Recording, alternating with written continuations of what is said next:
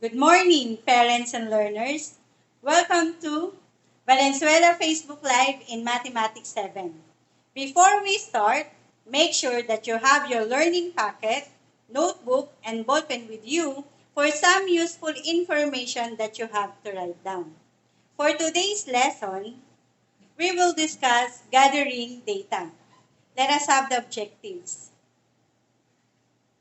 At the end of this lesson, you should be able to differentiate independent variable from dependent variable, and primary data from secondary data, and enumerate the different ways of gathering statistical data. Before we proceed to our lesson, let us have a short activity named Let's React.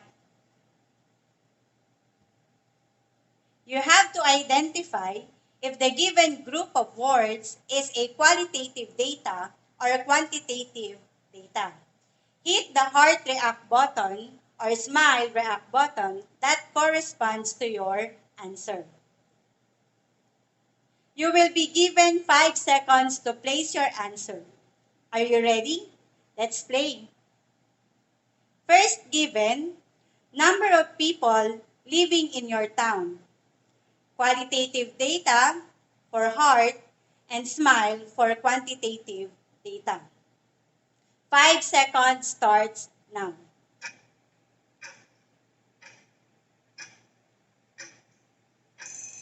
If you hit a smile emoji, quantitative data, then you are correct. Next given, weights of grade 7 students in Polo National High School. React heart for qualitative data and smile for quantitative data. 5 seconds, go.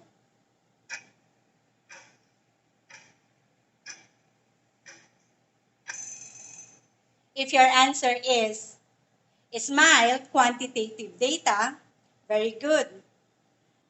Third is blood types. For heart, qualitative data, and for smile, quantitative data. Your timer starts now.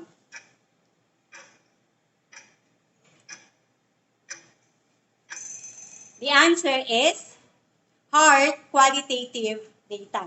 Good job. Next, number of students who take statistics. For heart, we have qualitative data, and for smile, we have quantitative data. Your 5 seconds starts now.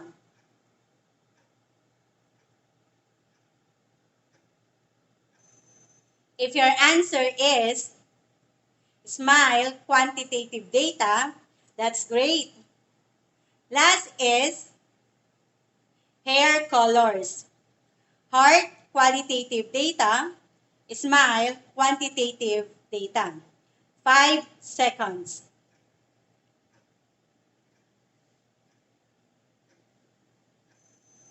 If your answer is heart, qualitative data, that's impressive, my dear students. I hope you enjoyed our short activity. Now, let us recall the words or statements that we encountered in our activity. Here they are. First is number of people living in your town. Next, weights of grade 7 students in Paula National High School. Blood types, number of students who take statistics, and lastly is hair colors. These are some examples of data.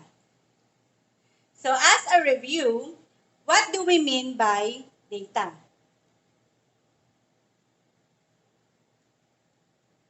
Data, it is individual pieces of information recorded and used for the purpose of analysis.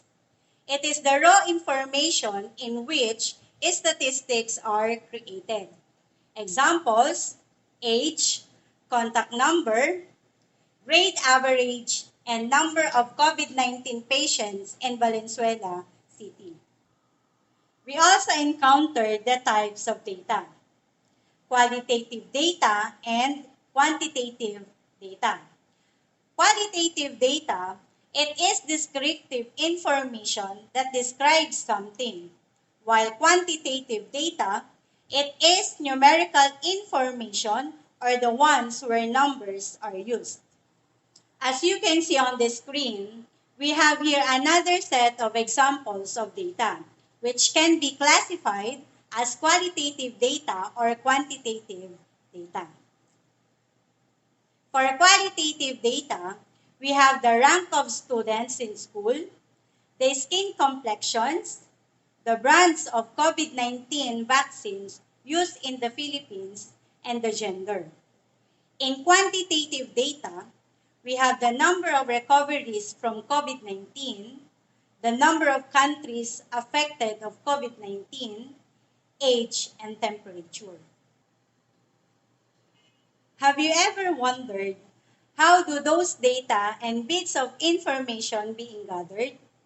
How an experiment went through and have a result that will lead to discovering things or a remarkable milestones to mankind. How did they obtain the result? Just like the COVID-19 virus, how is it possible for us to determine its features and distinctions to other viruses? How did our intelligent and hardworking scientists come up with a variety of vaccines? Rotating the topic full circle, how about your academic standing?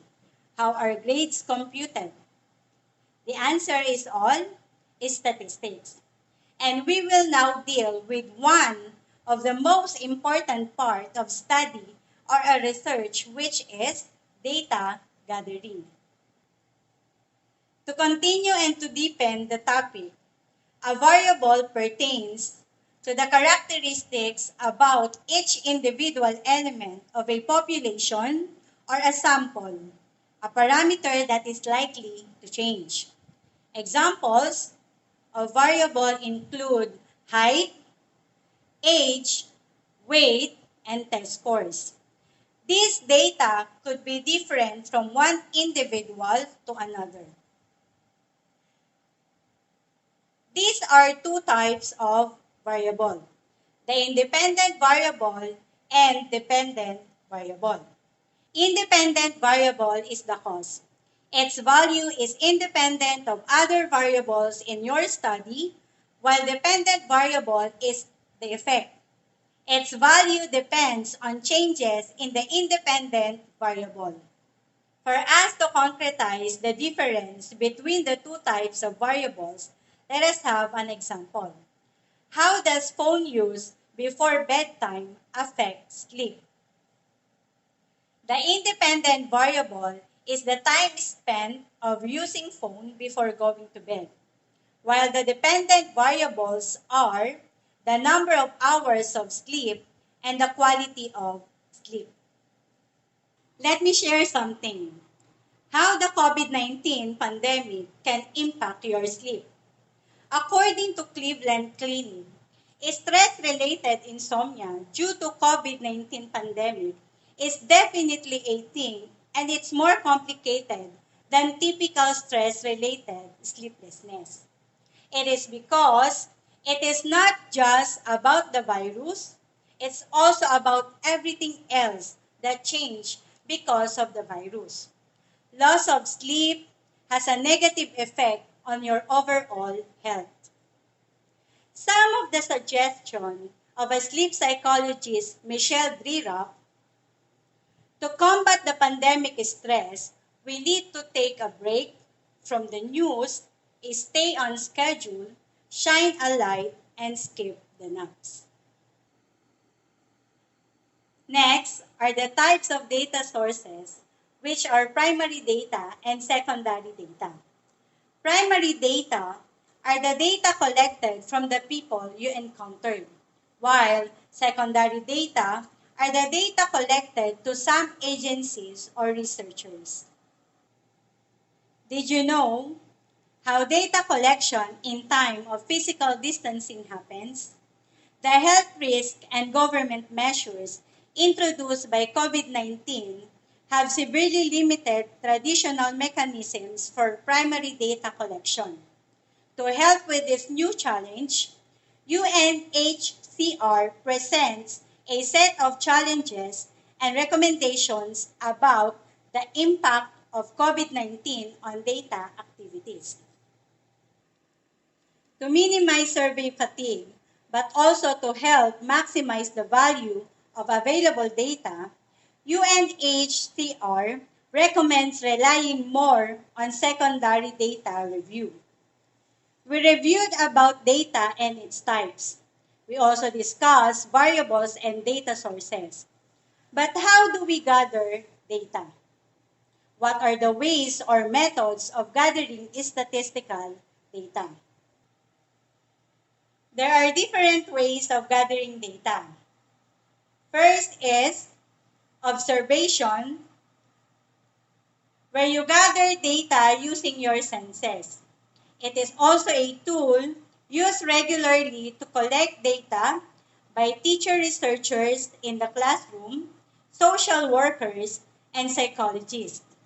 Next is interview, which is a direct method of gathering data. In-person interview, telephone interview, and online interview are the types of interview. In an in-person interview, you are going to ask questions face-to-face with your interviewee. You may write their answer on a paper or record their voices. These photos show how in-person interview happened. Telephone interview requires the use of cell phone and or telephone. You may contact your interviewee and ask them questions through call. These pictures show how telephone interview works. On the other hand, online interview needs internet connection. You can collect data with the use of different applications you see on internet like chats, Facebook, YouTube, and other online applications and platforms.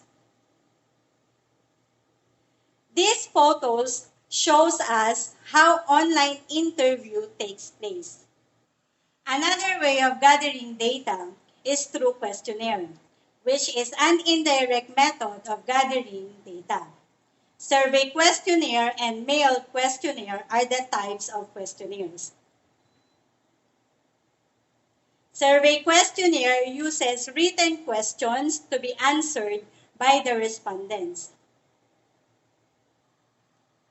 This is an example of printed questionnaire that could be administered to the respondents personally.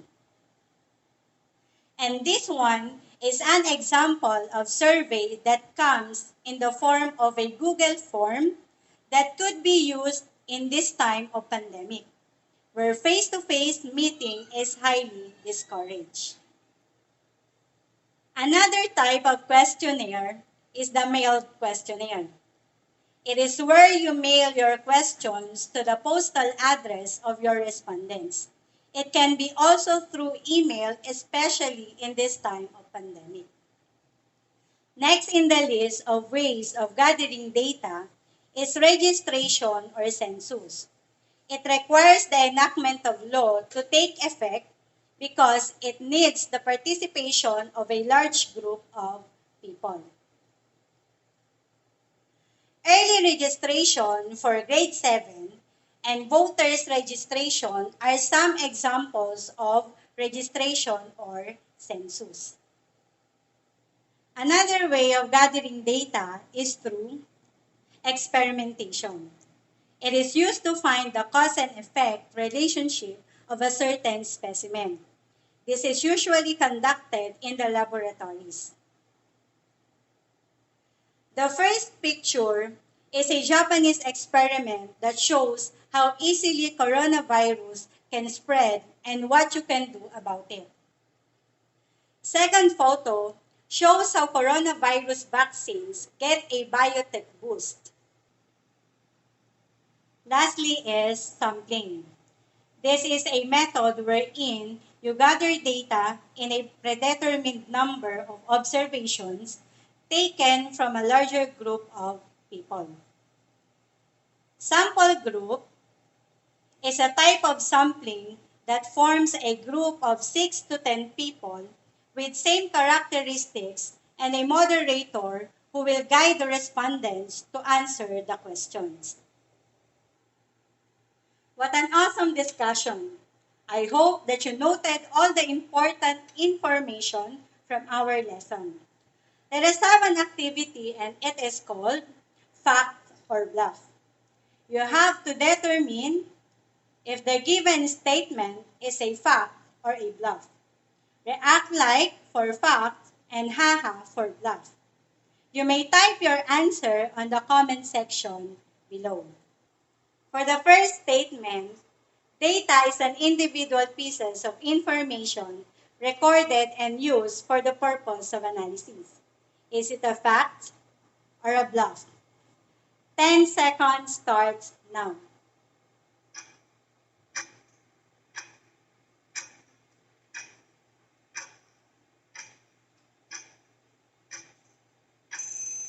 If you chose like for fact, then you are correct. For the next statement, questionnaire is gathering data using your senses. Hit like for fact and haha for bluff. 10 seconds.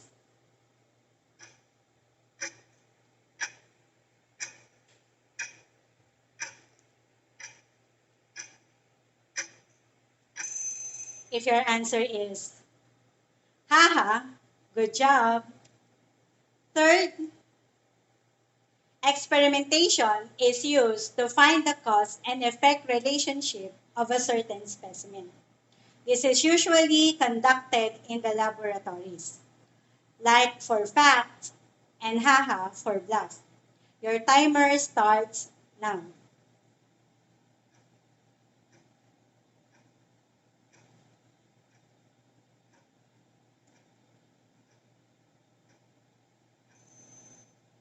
The answer is like. That's great. For number 4, registration or census is a method that requires the enactment of law to take effect because it needs the participation of a large group of people. What would be your answer? Is it like or haha? 10 seconds, go.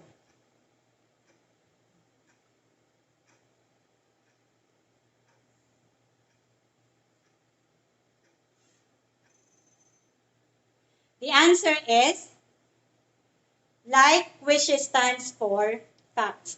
Good job. Lastly, the dependent variable is the cost. Its value is independent of other variable in your study. Hit like for fact and haha for bluff. 10 seconds starts now.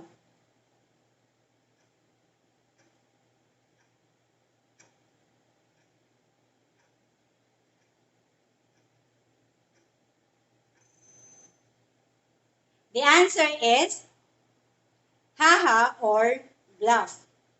Did you get it all correctly? That's amazing, my dear students. Now, let us summarize the lessons that we have discussed today.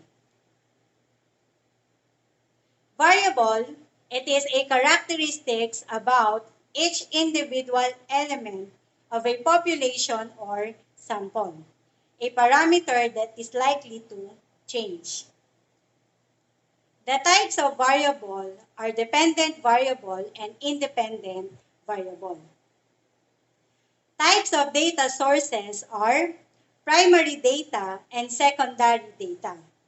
Ways of gathering data are the following: observation, interview. Its types are in-person interview, telephone interview, and online interview. Next is questionnaire, and under it are survey questionnaire and mailed questionnaire. Next is registration or census. Next, experimentation. And lastly is sampling. And its type is sample group.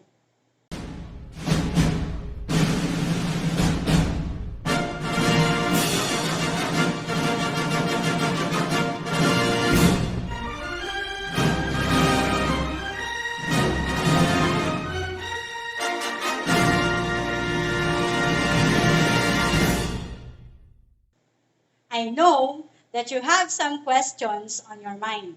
Let us answer some of them. The first question came from a random student viewer. Among the ways of gathering data, which is the most effective?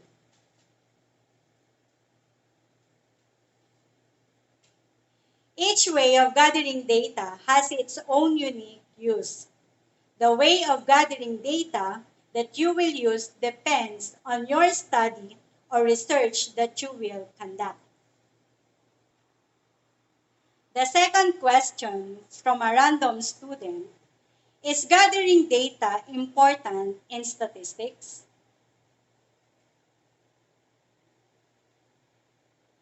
Data collection is the primary and most important in research.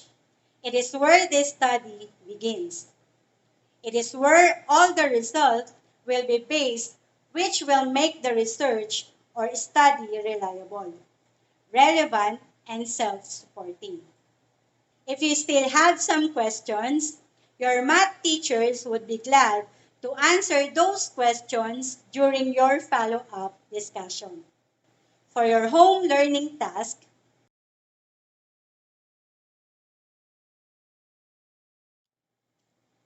let us be reminded by this saying, facts are stubborn things, but statistics are pliable, by Mark Twain. There are lots of things that statistics can do to us human beings. This serves as an instrument to discover new things, approve newly explored ideas, and to dispute inevitable bits of information that tend to be obsolete. Again, this is Miss Annalyn C. Estayo. I hope you've learned a lot today. Have a blessed day, everyone.